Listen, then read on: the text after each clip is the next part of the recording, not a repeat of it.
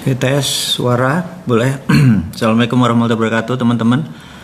Tolong di jempolnya untuk suaranya. Saya lagi memastikan bahwa suara kita bagus dan pencahayaannya bagus, gambarnya terang. Tolong jempolnya. Bagi ada yang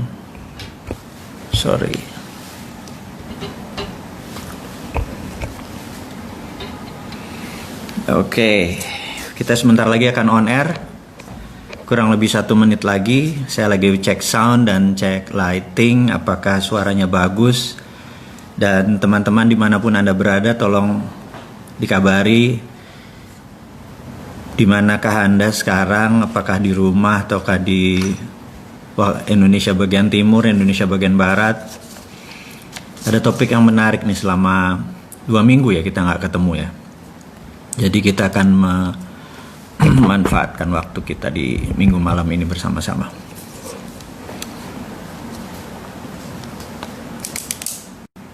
Oke, saya akan mencatat beberapa informasi yang akan saya share. Sebelumnya saya minta teman-teman memastikan suara saya bagus atau gambar saya kurang terang dan lain sebagainya. Saya akan set dulu untuk sound, terutama pencahayaan. Kalau bagus kita akan mulai sebentar lagi. Oke teman-teman dimanapun Anda berada, di hari Minggu ini kita akan ada banyak sekali informasi yang akan kita share dari Republik Sontoloyo, di mana kita tahu negara tetangga itu banyak sekali hal-hal yang terjadi. Seperti ada seorang pejabat yang mengatakan bahwa kita ini hartanya dikeduk-keduk tapi nggak habis-habis gitu ya. Yang gue sebel kan, gue kan nggak ikut ngeduk gitu ya.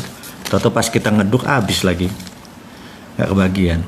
Dan beruntunglah mereka yang punya kekuasaan, punya jabatan, mungkin bisa ikut ngeduk, mungkin ya, kita nggak nuduh sih. Tapi ya mbok dibagilah. Kita lagi kena corona, lagi kena COVID, bisnis kita banyak yang bermasalah, negara tetangga mulai resesi, kita nggak mau ngeklaim resesi apa-apa, saya nggak tahu. Tapi teman semua, itu bukan masalah kita, yang penting kita happy, yang penting kita bisa menikmati minggu malam ini dan hidup kita bahagia, sejahtera dan lain sebagainya.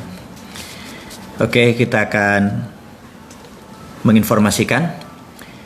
Nomor 1, saya ucapkan terima kasih kepada teman-teman yang sudah mendownload aplikasi Dinaran, karena sejak minggu lalu kita sudah menghit 100.000 members dan per hari ini sudah 107.000 members.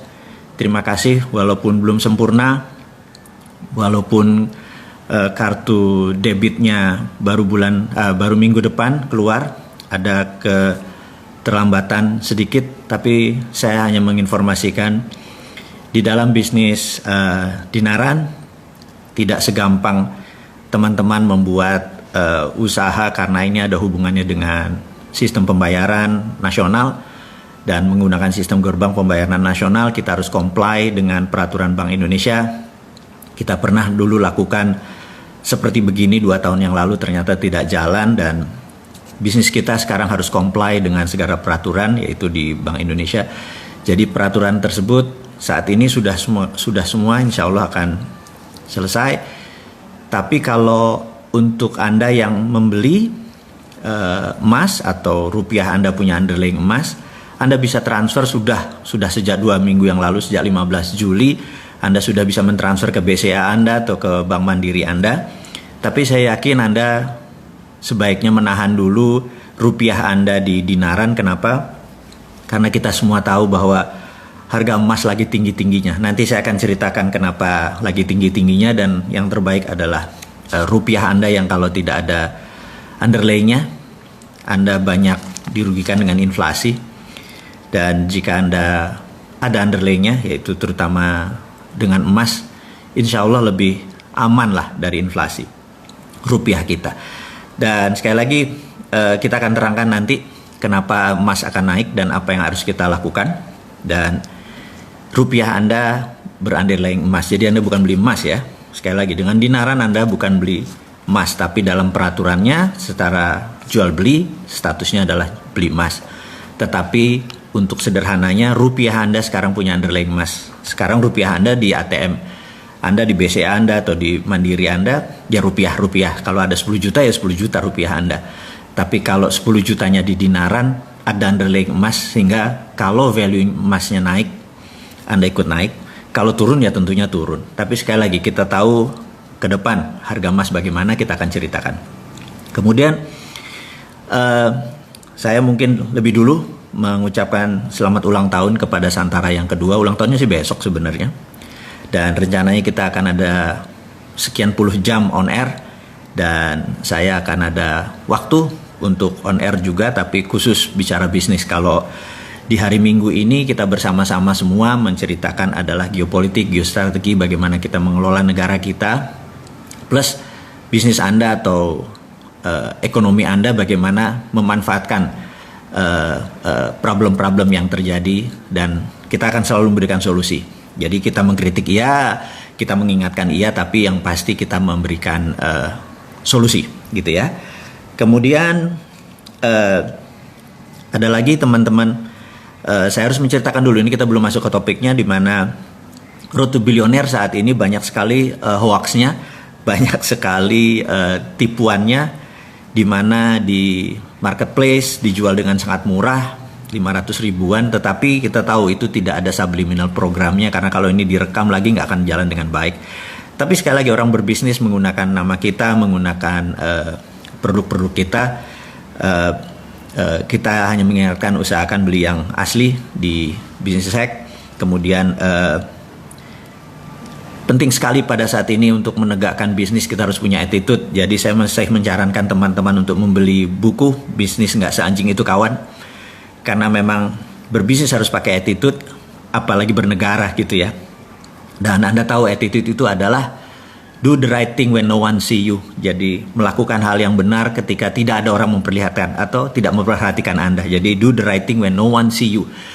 Apalagi ada orang yang melihat gitu ya. Ya harusnya attitude-nya lebih baik, behavior-nya lebih baik, tidak mencuri, tidak ada hidden agenda dan lain sebagainya. Kemudian ada yang menarik, minggu ini saya 2 minggu ini yang jelas, saya urai pengalaman 2 minggu ini kepada teman-teman semua, mungkin akan ngaget-ngagetin gitu ya. Yang jelas impian kita secara video, kita videokan bahwa kita bertemu dengan beberapa pejabat tinggi negara yang the secret meeting that changed Indonesia. Nanti akan saya terangkan, stay tune terus ya bersama Bosman Sontoloyo ini. Nanti akan sampai sana dan saya juga surprise gitu ya. Kemudian seperti biasa, saya memanfaatkan sela-sela waktu saya dengan writing. Bagi saya menulis adalah terapi. Jadi kalau saya stres, saya panik, kerjaan banyak, target dan banyak segala macam, menulis adalah salah satu bentuk terapeutik, penyembuhan bagi saya. Mungkin ada beberapa teman hangout atau ngopi atau segala macam gitu ya. Dan tidak saya lakukan adalah menulis. Jadi banyak sekali yang saya akan tulis. Otak saya liar sekali. Ada Kapten Dinaran yang jelas, dan yang pasti Grand Theft Ferrari yang mengejutkan, karena belum selesai aja ada 2 perusahaan film nasional yang akan membuat filmnya, masih dalam tahap negosiasi, masih berdiskusi sana sini. Akhirnya saya jadi tahu gara-gara ngobrol sama mereka, oh Filosofi Kopi 3 itu sebentar lagi Maret 2021 meluncur. Dan full surprise. Jadi itu teman-teman, mudah-mudahan bisa kebayang siapa yang akan membuat film Grand Theft Ferrari gitu ya. Saya bocorin sedikit. Kemudian, topik itu semua informasi sudah diinfokan, apalagi ya. Terakhir saya lupa mengingatkan bahwa teman-teman Business Hack dan ruang bisnis saat ini sedang menggodok sebuah paket yang menarik, yaitu Bosman Expo. Anda siap-siap akan terkejut dengan apa yang mau diekspokan oleh produk-produk di Bosman ini. Mungkin lebih dari 30 produk kali ya. Dan Expo ini akan membuat sesuatu yang baru, di mana kalau ini berhasil kita akan copy setiap 2 bulan, kita akan lakukan untuk produk-produk Anda. Ini adalah pertama kali kita melakukan strategi dengan cara expo. Jadi kita mengikuti acara Harbolnas, hari belanja online nasional gitu ya, atau 111 single days, di mana kita akan lakukan setiap 2 bulan. Anda dengan teman-teman, produk-produk Anda kita akan blast dalam 3 hari 3 malam, dan kita harapkan adalah omsetnya 1 bulan atau omset 2 bulan jatuh ke 3 hari itu dengan memberikan diskon, bonus, hadiah dan lain sebagainya. Kita akan coba dulu dengan Bosman Expo. Kita selalu menggunakan trial error gitu ya, dan ini berharap bisnis kita nanti untuk membantu teman-teman UKM yang pada saat ini mungkin ada masalah kendala dengan pengiklanan, masalah kendala dengan produksi dan lain sebagainya, terutama masalah penjualan, dan kita akan bantu dengan strategi kita akan lakukan dengan Bosman Expo dulu, kemudian kita akan melakukan expo yang lain, dan kita sudah tahu itu mengenai digital dan online gitu ya. Jadi kalau dulu kita mengadakan event expo adalah menggunakan gedung yang gede, sewa dan lain sebagainya yang mahal, kemudian pakai iklan yang besar di media-media mainstream, kemudian orang datang berjuta-juta, kemudian produk Anda kita akan melakukan itu dengan online, jadi menghemat segalanya dengan harga bisa murah, bisa kompetitif, sehingga Anda bisa mendapatkan win-win benefit. Kemudian sekali lagi produk Anda akan kita lakukan juga hal yang sama. Baik teman-teman, kita akan mulai acara kita. Acara kita temanya adalah The Time is Now, judulnya ya.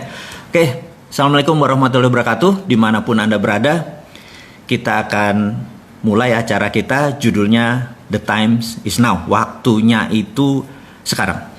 Saya tidak pernah melihat waktu sebaik hari ini, sebaik momen ini, dan itulah yang membuat saya gregetan kepada pemerintah yang saat ini. Sehingga kalau Anda sahabat semua dengar video kita atau menonton atau lihat kutipan tulisan dan sebagainya, saya tuh kayaknya orang gregetan sama sekali. Itu tidak lain tidak bukan karena momen ini tidak akan kembali seketika, atau tidak akan kembali lagi. Dalam bisnis ada 4 hal yang paling penting. Nomor 1 adalah masalah funding, kira-kira 10%, masalah bisnis model 18%, kemudian masalah SDM, Anda harus punya SDM yang bagus, manajemen yang bagus, motivasional itu sekitar 28%. Tapi sisanya adalah momentum. Tanpa momentum, tanpa timing yang tepat, bisnis Anda nggak jalan bagus, negara Anda pun tidak jalan bagus gitu ya. Kapan masuk pit stop kalau Anda di Formula One? Kapan Anda ganti fresh leg kalau Anda main bola ya? Waktunya 45 menit. Saya sangat mengidolakan seorang coach yang namanya Alex Ferguson.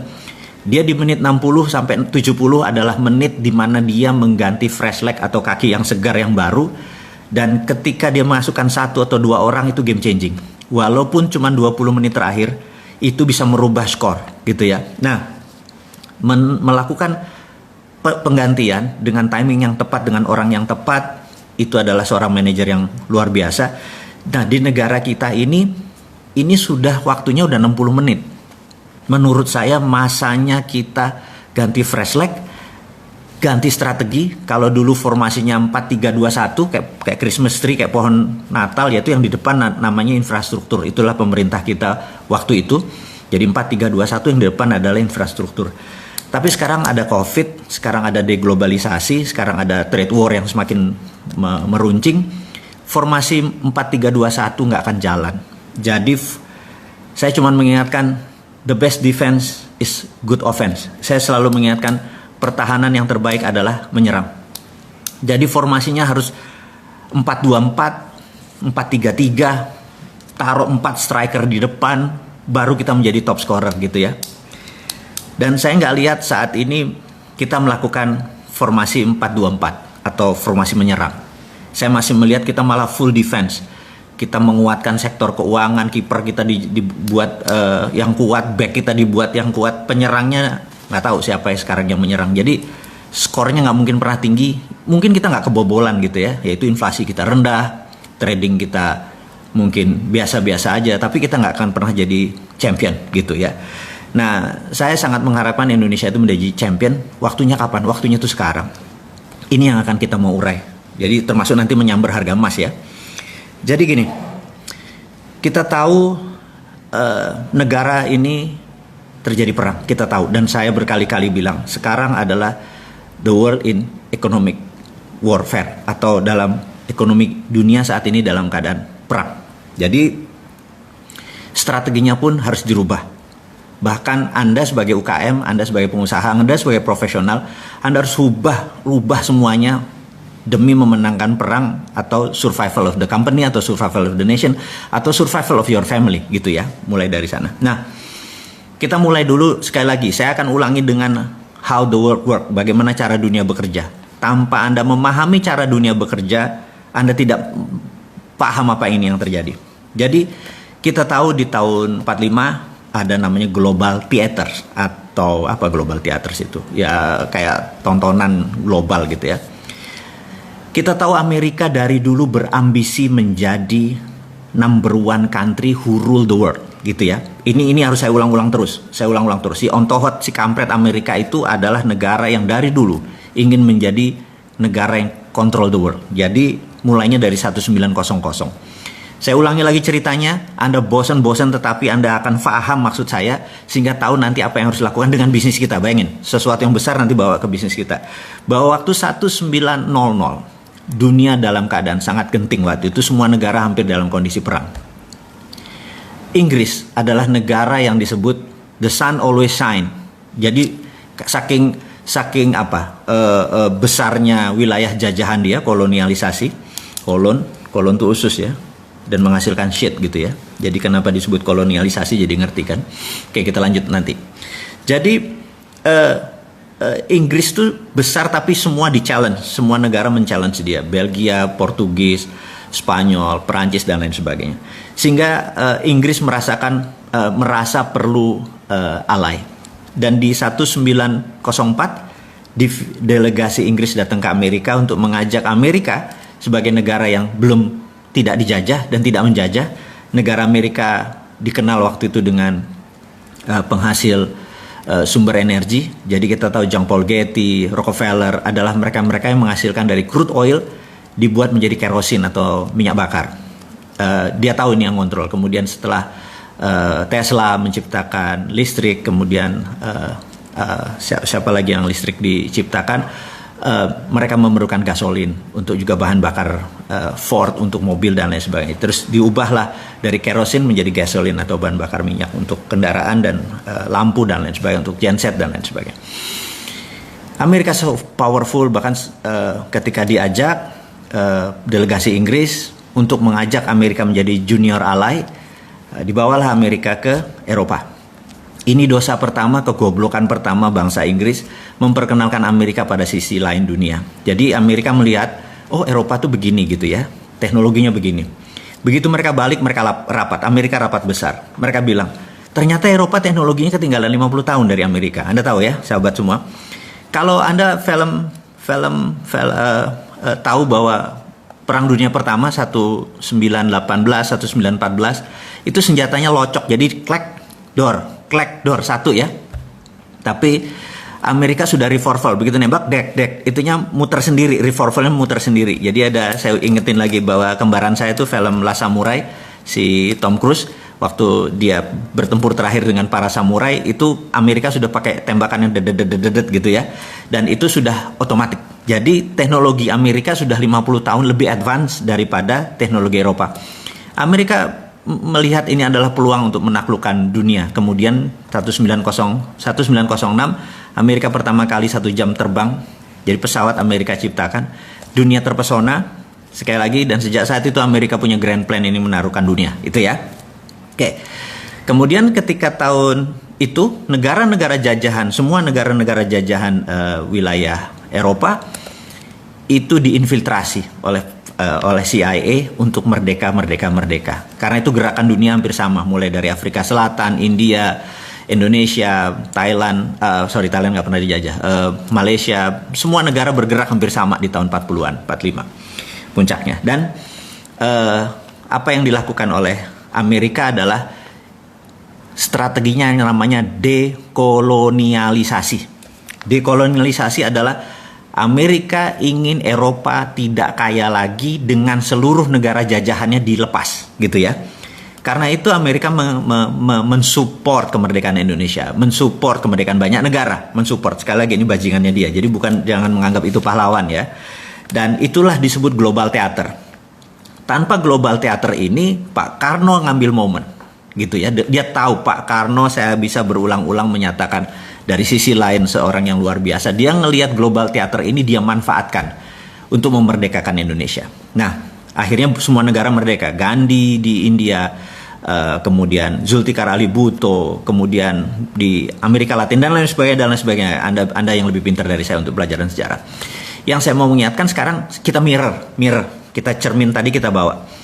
Nah, ketika China dengan strateginya pertama ingin menaklukkan dunia, karena penting China menaklukkan dunia, China melakukannya berbeda. Kalau Amerika dengan military approach atau pendekatan militer, China melakukan pendekatan dengan economic approach. Jadi dua-duanya melakukan kolonialisasi. Hanya China menggunakan kolonisasi 5.0 yang disebut economic approach. Amerika menggunakan military approach. Economic approach ini luar biasa karena tidak terasa. Bahkan kekomunisannya Cina pun tidak terasa, gitu ya. Kefasisan gerakan bernegara berideologi tidak bertuhan itu pun tidak terasa. Bahkan kita sekarang yang nganggap Hitlernya itu Trump gitu ya, bukannya yang tidak bertuhan gitu, yang fasis itu ya Trump gitu, bukannya ini. Saya bukan pembela Trump ya, hanya diingetin aja bahwa betapa dahsyatnya propaganda itu bisa merubah mindset kita semua. Nah, tujuan kita sekali lagi bukan untuk menjelek-jelekan putusan pemerintah, bukan, sekali lagi sabar ya, sabar. Ini tujuannya adalah kita supaya ekonomi kita Anda berdaulat, kita berdaulat, saya berdaulat gitu. Nah, balik lagi ke cerita kita 5.0 itu begini caranya. Mereka menggunakan strategi namanya closed loop. Closed loop itu begini. Kita kasih contoh Bali ya. Jadi kalau ada turis datang ke Bali, turis Cina nih terutama, apa yang dilakukan oleh kolonialisasi 5.0? Jadi dia beli hotel, kemudian dia beli restoran, kemudian dia beli kafe, kemudian dia beli tempat oleh-oleh, kemudian dia punya tour and travel. Begitu kapal dari China datang, dijemput oleh tour travel dia, bawa ke hotel dia, makan di restoran dia, terus nonton tari kecak, terus lihat ini segala macam 1-2, kemudian balik lagi. Itu adalah kolonialisasi 5.0 gitu ya. Dan mereka bayarnya pakai apa? Pakai Alipay. Pakai mereka digitalnya dia. Jadi nggak ada kita megang uangnya pun tidak gitu ya. Nanti semuanya interbank di dalam bank.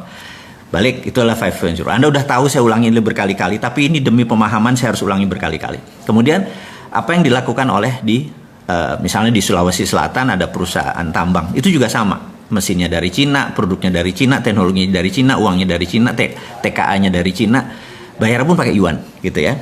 Jadi yuan mendadak menjadi cadangan devisa. Saya bilang kok bisa ya segitu naifnya kita menerima cadangan devisanya kita pakai yuan gitu ya. Dan saya sih nggak setuju, tapi monggo ya Pak, kalau pemerintah ngambil itu sebagai sebuah kebenaran versi dia, mereka bertanggung jawab. Kita cuman sisi lain, the other flip of coin, sisi lain dari koin kita lihat kan, bos ini bos gitu ya.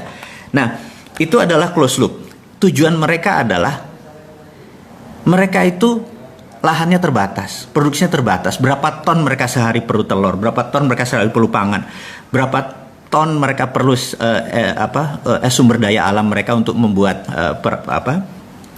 pabrik-pabrik mereka berjalan.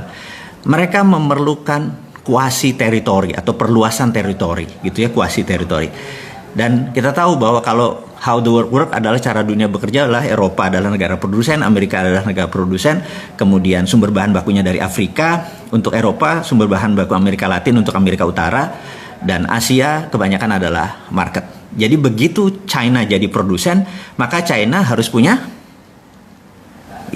sumber bahan baku. Jadi Asia Tenggara adalah targetnya China. Jadi yang tadinya, dan ingat, beda market. Kalau negara itu dijadikan market, negara tersebut nggak boleh miskin, nggak boleh kaya. Jadi di trap antara 3.500 sampai 5.000. Tapi kalau negara bahan baku itu harus miskin. Seperti Afrika harus miskin, Amerika Latin harus miskin, penuh dengan hutang. Amerika Latin penuh dengan hutang. Dan jadi mengapa kita di trap? Karena kita negara penghasil untuk negara produsen. Kita nggak boleh jadi negara produsen. Ini kurang ajar. Ini namanya 5.0. Nanti saya ceritain bagaimana kurang ajarnya on to hot Amerika gitu ya. sabar. Jadi balik lagi kita ke penyimbang sekarang. Penyimbang. Apa yang Amerika lakukan? Amerika sama bangsatnya gitu. Jadi bayangin dia saat ini negaranya sejak tahun 71 memprinting dolar tanpa underlying emas gitu ya. Nah, yang terjadi adalah nilainya. Jadi apa underlyingnya? Underlyingnya adalah hutang. Nanti saya kasih berapa hutang dunia yang menjadi underlying IMF to print money-nya dolar. Kurang ajar nggak? Saya ulangi lagi ya. Saya akan kasih kepada teman-teman link yang setiap detik itu akan nambah karena beban bunga dan besarnya pinjaman uang negara-negara asing untuk jadi underlying-nya IMF untuk dolar printing money. Jadi dolar printing money-nya pakai dolar. Jadi gini, misalnya negara Papua Nugini, ini kita lepas pakai ini ya strateginya obor. Papua Nugini pinjam uang dari IMF katakanlah 4 billion dolar gitu ya. Di pembukuannya di sini adalah hutang, di sini adalah pemberi utang IMF. IMF minta Amerika print, cetak kasih sini. Berdasarkan apa Fed ngeprint? Berdasarkan hutangnya Papua Nugini. Begitu Papua Nugini membayar balik, itu menjadi asetnya IMF. Kita tahu kan 26% pemilik IMF adalah Amerika dan untuk voting right-nya perlu 75%. Saya ulangi lagi. IMF itu untuk mengambilkan resolusi perlu 75% suara. Sementara suaranya Amerika 26%, alias kalau Amerika tidak pernah setuju, suaranya paling pol 74%. Kesimpulan, nggak pernah ada resolusi. Jadi IMF punya Amerika, ya. Itu kurang ajar satu. Harus diterangin terus. Supaya jangan bangga sama asing, jangan bangga sama aseng. Itu tujuannya. Bangga itu sama putra bangsa kita sendiri. Dengan ide kita sendiri. Dengan teknologi kita sendiri. Mau boleh kampungan, mau nggak efektif, tapi hasil produksi bangsa ini. Kalau itu disupport, kita menjadi negara besar. Jangan bilang, bangsa Indonesia nggak efisien mesinnya. Attitude orang Indonesia males. Ya lu yang buat males. Lu hakimi kita dengan kayak gitu ya. Sebagai bapak bangsa, Anda harus menjadi seorang bapak gitu ya. Dan bapak itu ya harus ngayomi. Mau dari 5 anaknya 1 nakal ya harus ngayomi. Itu anakmu. Jangan bilang anak gue cuma 4 ini bajingan gitu ya. Nggak bisa begitu bernegara. Anda nggak boleh menghukum anak sendiri. Salah, ajari. Salah beneri gitu ya. Mereka kurang ajar, mereka durhaka. Biarin anak durhaka, tapi Anda adalah seorang ayah, Anda seorang ibu. Sebagai pemimpin, ayomi mereka. Nanti kita akan sampai sana. Kembali ke ontohotnya Amerika, si borokokoknya si Amerika yang saat ini merasa ini Trump nih, saya ini nggak suka sama Trump, tapi Trump ini punya sisi pandang yang beberapa saya setuju, yaitu dia menyebutkan bahwa kami nggak punya cukup emas. Itu kalimatnya cukup. Jadi saya baru mengerti kenapa kemarin gede-gedean emas dari Vatikan ditarik lagi ke Amerika. Sahabat, saya hanya mau mengingatkan negara terbesar di dunia yang punya cadangan emas adalah Amerika dan nomor 2 adalah Vatikan. Dan taruhnya di mana? Di UBS. Ingat logonya UBS sama logonya Vatikan sama, tinggal dibolak-balik aja, itu kunci. Jadi itu sekarang lagi ditarik gede-gedean lagi ditarik ke Amerika. Karena itu kelangkaan emas di dunia ini sangat banyak. Karena itu harga emas bergerak naik. Jadi teman-teman yang di Naran merasakan. Kalau Anda dulu pernah beli di 8.500 kira-kira bulan lalu, sekarang Anda udah hampir 1 juta. Jadi Anda udah hampir untung 7%. Jadi bayangin, yang tadinya Anda cuman rupiah Anda taruh, mendadak rupiah Anda punya underlying gitu ya. Dan menurut saya entah bagaimana saya merasa bahwa 1 troy ounce itu saat ini 1.800-an. Dan break highs-nya adalah 1.900. Saya percaya 5.000 kena dalam 5 tahun. Apalagi kalau perang. Kalau perang, udahlah, Anda panen. Perang fisik ya, bedil-bedilan ya. Rupiah Anda nggak ada nilainya. Tapi kalau rupiah Anda pakai underlying emas, Anda selamat. Saya bukan mau jualan. Karena di Naran hadir memang rasa concern-nya kita ini, teman-teman ini, ingin menyelamatkan portfolio rupiah Anda. Agar tetap liquid, Anda bisa transaksi setiap hari. Anda masukkan uang tersebut, Anda bisa belanja dengan, lagi perlu uang, pindahin ke BCA, pindah uang, pindahin ke OVO, itu semua bisa gitu ya. Jadi, oke, kita lanjutin lagi bahwa harga emas akan naik. Ya nggak naik tuh nggak langsung, besok naik gitu ya, nggak begitu. Naik itu ada trennya, trend is our friend, ada turun-turun sedikit gitu ya. Begitu harga rendah sedikit, Anda langsung beli, Anda simpan aja. Dan portfolio Anda bisa keluar setiap tahun. Anda bisa nolkan kok di rekening Anda. Kalau Anda punya 20 juta, Anda mau transaksi, Anda perlu beli DP motor atau beli DP mobil, bayarin aja semua, nggak masalah. Tapi In the meantime, pada saat ini rupiah Anda tercover gitu ya. Ini adalah terobosan saudaraku, sahabatku semua dimanapun Anda berada. Dinaran is the only one debit card berbasis backed by gold di dunia. Dan saya ucapkan terima kasih kepada Bank Indonesia dan Bang Arta Graha yang mensupport kita semua sebagai kustodian, di mana emasnya ada di sana, di mana semua banking sistemnya semua ada di sana, karena bisa menerima sebuah financial revolution yang kita lakukan, bukan sekedar wacana harus begini, tapi Dinaran itu hadir untuk sahabat semua, untuk Indonesia gitu ya. Oke, karena apa? Karena harga emas akan naik, apalagi kalau dibalikin lagi, Amerika akan memutuskan bahwa percetakan dolar akan menggunakan underlying emas, dan itu mungkin dilakukan. Jadi sekali lagi saya akan mengurai dengan rinci mengapa hal itu terjadi di harga emas. Sekarang saya mau ngecek dulu ini jam berapa. Oke, sahabat semua, kita akan masuk ke global theater tadi. Jadi saat ini ada 70 negara terikat dengan obor, one belt, one road. Semua di belt diikat dengan satu, roadnya ke Beijing semua. Jadi cara dia memprinting yuan adalah berbasis project di negara orang. Saya ulangi lagi ya, IMF memprinting money dolarnya menggunakan project di negara lain, dan itu sekarang ditiru oleh obor, one belt one road-nya dia. Jadi negara-negara 70 negara, ada Pakistan, ada Sri Lanka, Papua Nugini, mungkin 60% portfolionya diambil oleh obor tadi. Jadi dia ngeprint yuan berbasis project di negara lain gitu ya. Nah, apa yang Amerika lakukan adalah Amerika mau melakukan deoborisasi. Jadi dia mau cara membuat miskinnya proyek obor itu adalah deoborisasi. Jadi kalau Trump menang, menurut saya Cina lewat gitu. Tapi Trump ini compang-camping sekarang karena globalis cabal, si kaum Bilderberg sangat benci sama Amerika. Karena globalis cabal itu sudah kawin sama Partai Komunis Cina, sehingga seluruh proyek globalis semua ada di Cina. Jadi sekali lagi, ini menarik nih. Cina pasang badan sebagai underlying, sebagai pondasi dari seluruh globalis cabal. Cina bermain karena globalis senang sama negara otoriter. Gitu, dia nggak senang sama negara demokrasi. Otoriter kan one man, suara pemimpin langsung diikuti suara rakyat nggak mau disikat rakyatnya gitu ya. Dan itu anti demokrasi gitu. Nah, globalis cabal ini anti kemanusiaan, mereka mendukung aborsi, mereka mendukung LGBT gitu ya. Sementara itu bukan portfolionya Bosman. Portfolionya Bosman adalah kita mendukung life, kita anti aborsi, orang aborsi kita nggak boleh, kita nggak mendukung LGBT dan lain sebagainya. Dan ini mau clear, saya mau katakan. Jadi sekali lagi, Indonesia harusnya bagaimana gitu ya. Saran saya, Indonesia adalah tidak ke Amerika, tidak ke Cina, tapi bukan netral. Sekali lagi, ini harus diingat deh. Netral itu artinya nggak ada posisi. Nah, kita harus ambil posisi. Jadi saya berharap Indonesia ke depan memanfaatkan konflik kisruh ini. Saya udah pernah cerita tentang choke point. Sekarang kita nggak bicara itu. Kita ada lagi untuk menyelesaikan masalah itu adalah, nah ini.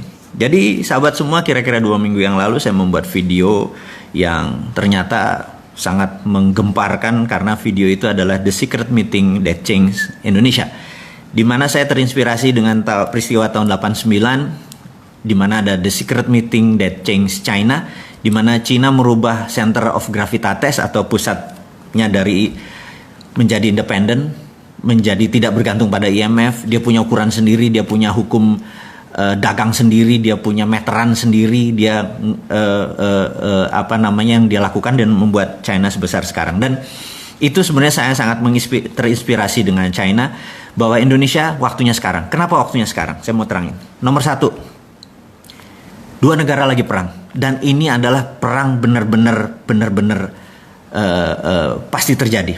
Dan begitu mereka memenangkan perang, misalnya Tiongkok memenangkan perang, ya sudah, dunia akan rule by Tiongkok. Kemudian kalau Amerika menang, ya rule by Amerika gitu ya. Dan kita tahu bagaimana Amerika rule the world-nya gitu ya. Nah, sekarang who will win? Pertanyaannya, siapa yang akan menang? Dimanapun perang panjang, syaratnya ya. Kalau perangnya panjang, dua-duanya hancur gitu ya.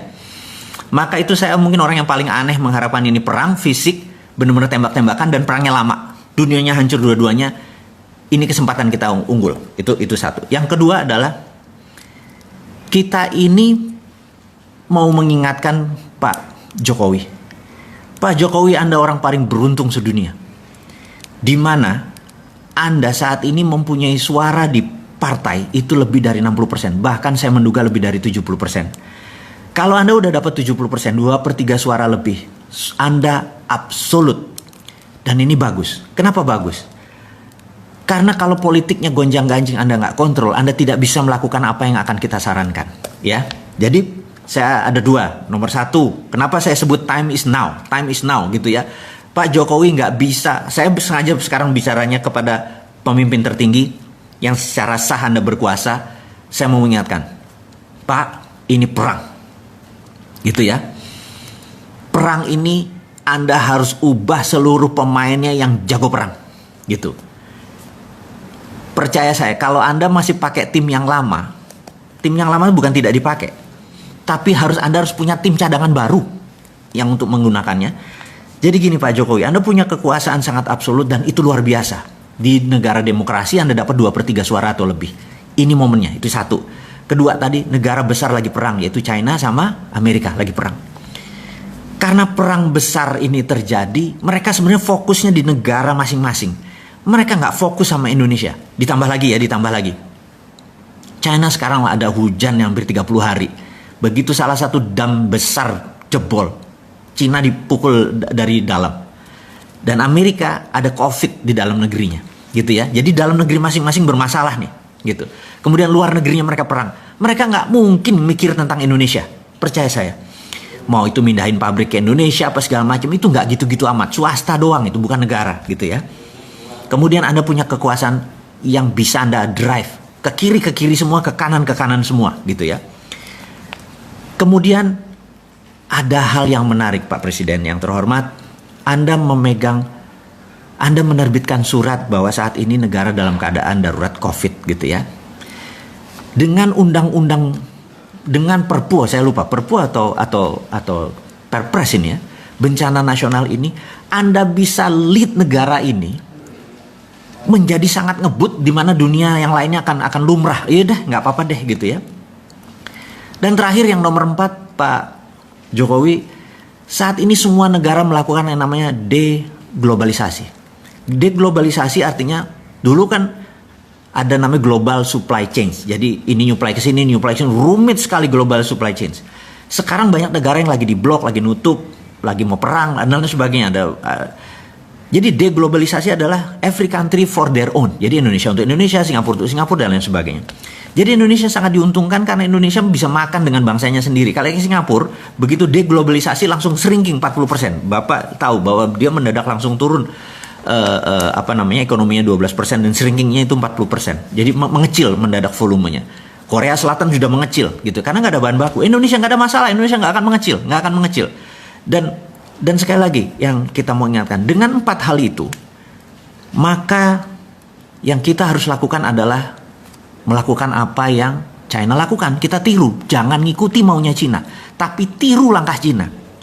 China 30 tahun yang lalu, saya udah berkali-kali bilang, dia menerbitkan renminbi dengan yuan berbeda. Renminbi berdasarkan project, gitu ya. Nah, apa yang harus kita lakukan sekarang? Dia tidak lagi menciptakan printing money fisik. Karena itu zaman dulu. Sekarang sudah ada blockchain. Blockchain ini kita bisa printing yang namanya e-renminbi. Ini kalau kita Cina. Dia sudah melakukan e-renminbi. Mulai Mei dia melakukan e-renminbi dan puncaknya 2021 dia akan melakukan e-renminbi. Dia menggunakan digital currency berbasis blockchain. Nah, apa yang kita lakukan? Kita juga sama.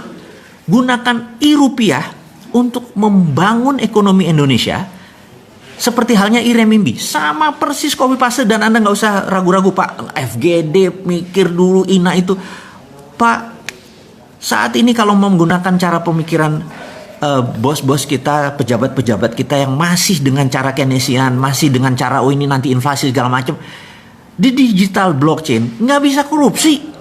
Orang datanya kita tahu kan, trusted open ledger gitu ya.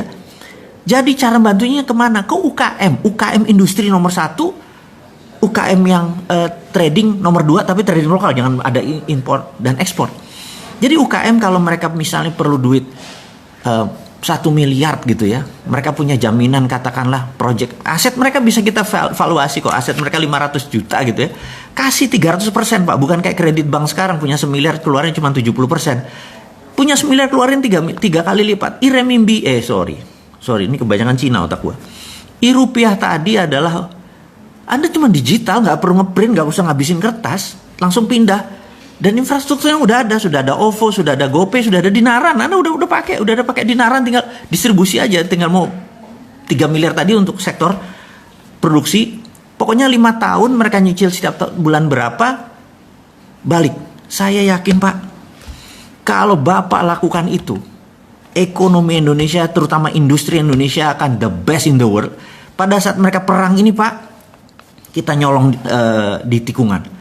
Jadi 2024 kita bisa number 1 country, bukan number 4 atau PricewaterhouseCoopers pernah bilang kita akan Big Five. Enggak Pak. Amerika kalau perlu kasih saya untuk operasi intelijen Pak, saya bikin Amerika sama Cina malah perang Pak. Kasih gua 1 pesawat kapal induk kapal perang, saya tembak 1 nuklir ke Cina, nanti Cina bilang tuh Amerika tuh ya udah biar tembak-tembakan, udah kita yang masuk duluan. Kalau perlu gua jadi bajingannya Pak. Jadiin gue persona non grata Pak, orang yang tidak disukai dunia Pak. Kasih saya untuk izin untuk operasi intelijen, saya masuk, saya tembak itu 1 rudal ke Cina, terus nanti tembak-tembakan, mereka perang Pak. Mereka perang, kita manfaatin untuk membangun ekonomi. Saya dibenci dunia nggak apa-apa Pak, tapi dicintai tanah air nggak apa-apa Pak. Jadi agak gila sedikit lah Pak. Dan usul-usul ini mudah-mudahan membuat sisi lain bernegara, sehingga ekonomi kita maju bareng. Jadi dulu Pak, di tahun 45 ini saya ngomong sengaja kepada pemimpin dan pejabat negara lainnya. Bapak Ibu, mungkin ada yang Ibu. Di tahun 45 kita merdeka karena Kamen Soro. Menderita bersama, gitu ya. Sekarang ini ada yang seneng, ada yang susah. Jadi sekarang kita nggak kompak. Jadi cara untuk membuat bangsa kita ini kompak satu Pak. Cepet-cepet buat common happiness Pak. Cepet-cepet buat seneng bareng. Jangan susah bareng Pak. Kita udah capek tahun 45 aja kita susahnya. Kalau sekarang ke depan kita harus buat common happiness. Kita mau seneng bareng Pak. Cara senengnya bareng gimana? Pegang masing-masing duit untuk sektor produksi Pak. Begitu UKM sektor produksinya dibangun Pak, 97% angkatan kerja itu adalah di tangan UKM Pak. Gak usah mikirin perusahaan yang gede-gede itu yang bilion-bilion dolar pakai ngutang asing lagi. UKM aja Pak dengan rupiah. Selesai masalahnya. Saya yakin Bapak dan pejabat semua yang saat ini menjabat nggak ribet ke otaknya. Nggak usah bawa seorang Sontoloyo ini ke istana atau ke menjabat Pak. Cukup konsepnya diterima, saya sudah happy Pak. Karena kalau bangsa kita happy ya kita happy. Dan selesai masalahnya, kita menjadi champion, menjadi pemenang. Jadi tanpa panjang-panjang sahabat, itu adalah cerita mengapa the moment is now, waktu sekarang. Bisa nggak tahun 2021? Nggak bisa. Bisa nggak nanti 2024? Nggak bisa. Waktunya tuh sekarang gitu ya, pondasinya ini dipasang. Kasih 6 bulan lah untuk buat rupiah itu. Bapak buat badan usaha, bukan badan usaha, mungkin badan otorita tentang keuangan. Sesederhana itu Bapak. Jadi saya pikir bicara dengan Pak Presiden, mungkin saya nggak pernah bisa waktu, Bapak terlalu sibuk. Karena kalaupun saya diundang ke Pak Presiden, saya nggak mau duduk di depan meeting room. Saya minta waktu dengan Bapak adalah jagongan Pak. Kita sarungan, saya ngeteh Pak, saya nggak ngopi ya, Bapak yang ngopi gitu ya. Jadi kita jagongan Pak. Ngomong santai Pak, nggak ngomong struktural, kita ngomong santai. Jadi kalau itu dilakukan saya mau Pak. Ketemu panjenengan, kita ngobrol, ngarol ngidul, terus sharing, dan saya sederhana Pak orangnya Pak. Saya nggak minta jabatan, saya minta Bapak yang melaksanakan karena Bapak megang mandat untuk menerbitkan rupiah. Rupiah itu solusi. Semua infrastrukturnya ada Pak. Dan saya tahu tim Bapak kuat gitu ya. Oke, kita udah cerita untuk Pak Presiden, sekarang kita untuk sahabat semua yang ada di rumah, bahwa sahabat semua, kita tahu bahwa Singapura sedang resesi dan Korea Selatan sedang resesi. Apakah kita resesi? Percaya saya, beda Indonesia. Indonesia itu saya nggak melihat, karena gini, saya punya beberapa sahabat, saya punya organisasi, usaha dan semacam. Kita udah review di selama corona, ternyata hampir turun penjualan itu kecil sekali. Dan kebanyakan yang turun karena di masa COVID. Boleh jujur, ini saya sesama pengusaha kita share bahwa ternyata di bulan-bulan sebelum corona di November Desember itu memang sudah bergerak turun. Jadi saya ngobrol sama teman-teman, saya bilang, lo banci kalau lo mengatakan gara-gara corona bisnis lo turun. Jujur deh, bahwa sebelum corona lo udah turun kan? Iya. Nah, itu sahabat semua, bahwa sebenarnya sebelum corona ada yang sudah mulai bergerak turun. Itulah yang kebanyakan yang kena. Tapi kalau yang sebelum corona biasa-biasa, setelah corona turun sedikit, habis itu naik lagi sekarang gitu ya. Nah, jadi ke depan jangan takut teman-teman, gaspol aja semua. Jadi apapun usaha Anda, gaspol, Anda produksi gaspol aja gitu ya. Nah, saya ingin menceritakan sedikit apa yang membuat saya exciting gitu ya. Jadi saya bersama beberapa teman nanti akan membuat suatu bidang baru. Sekali lagi ini udah nggak bicara geopolitik, kita bicara bisnis dulu karena saya pengen menolong teman-teman UKM ini dengan aksi nyata gitu ya. Teman-teman, kita tahu kalau kita beriklan, menggunakan keluar uang di Facebook Ad, kita ngulang di IG, mengeluarkan uang di TV, dan itu biayanya mahal. Dan ada tempat yang luar biasa yang tempat tersebut murah. Tapi saat ini belum dikelola dengan benar. Jadi rencana kita ke depan, kita akan punya platform baru di mana jualannya adalah numpang di para selebriti. Selebriti ini, anggap kita ambil sahabat saya namanya R aja. 1 bulan itu 300 juta viewer dia, gitu ya. Kemudian ada A, ada G, gitu ya. Ada beberapa A, ada S gitu ya. Saya lihat namanya ada D, terus kalau di total ternyata lebih dari 600 juta viewer per bulan. Dan Anda tahu kalau 600 juta itu viewer TV mana? TV itu kalau rating 3 tuh penontonnya 3 juta gitu. Kalau net TV ya 1, gitu juta. Ini kalau ratingnya 60 jadinya gimana? Yang nonton 600 juta gitu ya. Gitu ya. Nah, dulu kalau beriklan sama mereka sebagai endorser Anda bayarnya mahal. Percaya saya.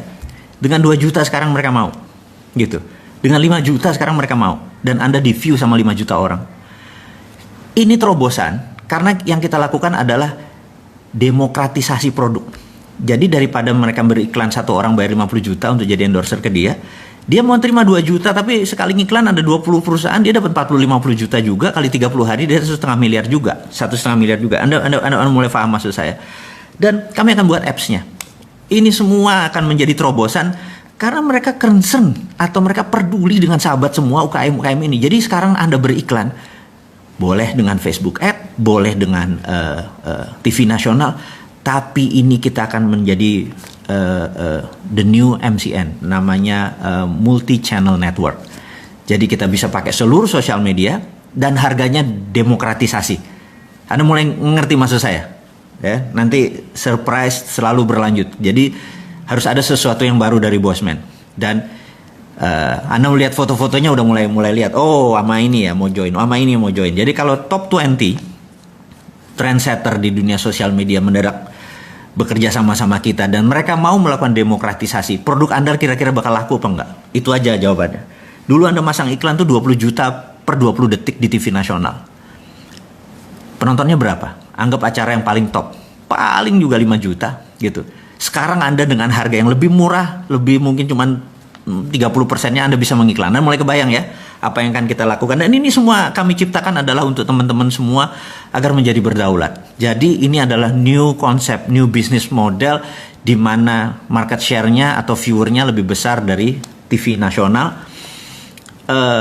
Terobosan, dan kita terus menciptakan konten-konten. Sekali lagi kita nggak menciptakan konten, mereka yang punya konten dan mereka yang ciptain konten. Jadi talent sudah ada, konten sudah ada, tinggal Anda produknya mana gitu ya.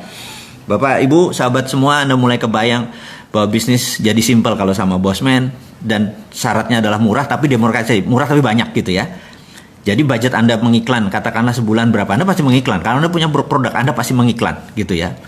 Dan kalau iklannya misalnya dulu Anda keluarkan 10 untuk mendapatkan 30, sekarang kalau iklannya diturunkan jadi separuh tapi itunya naik 2 kali lipat, Anda mau nggak gitu? Dengan apa? Platformnya ini yang kita gunakan adalah bergabung dengan teman-teman yang merupakan konten terbaik. Jadi mudah-mudahan kebayang apa yang akan kita lakukan, dan itu semua nanti kita akan bicarakan pada saat Bosman Expo. Ini ada surprise buat Anda semua. Dan berikutnya yang akan kita bicarakan adalah saya akan menantang teman-teman untuk membuat TV channel baru atau YouTube channel baru. Dan kita akan saya akan minta konten-konten Anda, saya akan menantang konten Anda untuk mengisi. Saya cuma ngasih pengandaian gini. Kalau kita punya 50 channel nih, kalau kita bersama-sama, ini ada berapa orang nih sahabat kita sekarang? 12.000. Yuk kita buat channel bareng-bareng ya. Kalau kita punya 50 channel di YouTube, dan kita ngambil dari AdSense saja, ngambil dari iklannya aja. 50 channel, di mana satu hari viewernya 100.000 aja. Gitu ya. 100.000 bukan angka yang ajaib. Ada cara banyak untuk kita beramai-ramai untuk membuat 100.000 viewer per konten kita. Jadi kalau 50 acara atau konten ditonton 100.000 sehari, itu 5 juta per hari, dikalikan 30 hari, itu 150 juta. 150 juta viewer itu dari AdSense antara 2 sampai 3 miliar. Ada yang mau ikut? Banyak yang akan kita buat dan modalnya murah-murah. YouTube-nya pasti laku karena kita udah tahu algoritmanya, kita udah nemu dan produk itu akan banyak sekali. Saya kasih contoh misalnya. Saya akan buat kalau Anda mau join boleh kartun horor gitu ya. Serial. Lucu, horor, serem tapi nggak berdarah-darah, kartun. Musiknya bagus, ini bagus, murah biayanya gitu ya. Ini saya kasih contoh. Kemudian kartun Kapten Dinaran, bentar lagi akan launching. Itu murahnya minta ampun. Jadi saya encourage bahwa di rumah Anda bisa punya sektor produktif, yaitu mengaktifkan YouTube Anda dan gabung dengan kami supaya kita punya multi channel network. Karena di belakang kita adalah teman-teman ini. Jadi gini, kita harus berjamaah, kita harus sama-sama, kita harus gandengan. Dengan gandengan bersama-sama itu namanya demokratisasi. Kita menjadi bareng-bareng dan apa-apa jadi murah. Gitu, apa-apa jadi bareng-bareng. Coba kalau Anda mengiklan ke satu orang, katakanlah seorang artis cewek terkenal, ngiklan di tempat dia bisa 50 juta dan belum tentu dapat 1 juta yang lihat. Tapi kalau itu dipecah di 10 artis, termasuk Anda punya YouTube channel, mungkin dengan 20 juta penontonnya udah 2-3 kali lipat, mungkin dengan 10 juta. Dan artis tadi lebih baik dia dapat 5 jutaan atau 3 jutaan tapi dari 30 biji, 100 juta juga gitu ya. Kali 30 ya dia 3 miliar juga, happy juga gitu ya. Teman-teman, dan ini akan menjadi, Anda juga nanti akan bisa. Produk Anda atau konten Anda juga akan kita lewatin. Jadi kita tahu saat ini dunia iklan ada 120 triliun a year anggarannya. Kalau kita dapat berapa? 10%? 10 triliun mau berbagi gitu ya. Caranya gimana? Kita harus membuat yang namanya multi content network. Dan saya membuka tawaran ini semua ke Anda semua, dan kalau mau menghubungkan saya nanti kasih nomornya, nanti di IG channel kita akan kasih tahu. Teman-teman, mungkin hari ini kita tidak terlalu berapi-api untuk bercerita seperti kemarin tentang nasionalisme, tapi itu adalah ciri kita. Kadang-kadang kita bicara bisnis karena itu bagian part of our life, kadang-kadang kita bicara kesehatan, kadang-kadang kita bicara geopolitik, kadang-kadang keulang lagi cerita tentang dunia bahwa kita harus tahu. Tapi sekali lagi di ujung acara ini, di ujung sesi ini saya mengingatkan bahwa waktu itu adalah sekarang. Kita yuk bareng-bareng ngingetin pemerintah bahwa yuk terbitin rupiah karena ongkosnya hampir nggak ada. Tidak ada ongkos cetak-cetak. Inflasi mungkin bisa dikontrol karena tidak ada bunga. Jadi inflasi kalau ya ini bunganya 5%, bunganya 3% nggak ada. Di dalam rupiah tidak boleh pakai bunga. Jadi bukan sekedar negaranya ini jadi syariah gitu ya, untuk beberapa teman yang memahami bahwa bunga itu adalah riba. Ini jelas tidak ada ribanya, tidak pakai bunga, pakai rupiah. Dan karena ini trusted open ledger pakai blockchain, nggak bisa dikorup karena kemana uangnya jalan mendadak. Oh kok ke Bosman ada nih, dia korup nih. Udah nggak, bawa aja kita langsung ke tempat yang tidak disukai orang itu gitu ya. Jadi sekali lagi, menyelesaikan masalah negara ini gampang kalau kita buat gampang. Jadi pakai common sense, pakai hati lapang, pakai keterbukaan. Teman-teman, akhirul kalam, saya ucapkan terima kasih sudah bersama-sama dengan saya di hari Minggu yang ceria ini. Kita akan ketemu mungkin minggu depan atau 2 minggu dari sekarang. Tetap semangat, selalu berprasangka baik, gunakan protokol COVID setiap hari. Kita akan berbisnis, siap-siap kita akan informasikan tentang media multimedia content network. Siap-siap ada produk baru dari Bosman, dan sekali lagi itu adalah untuk Anda semua. Akhirul kalam, saya ucapkan terima kasih. Wassalamualaikum warahmatullahi wabarakatuh.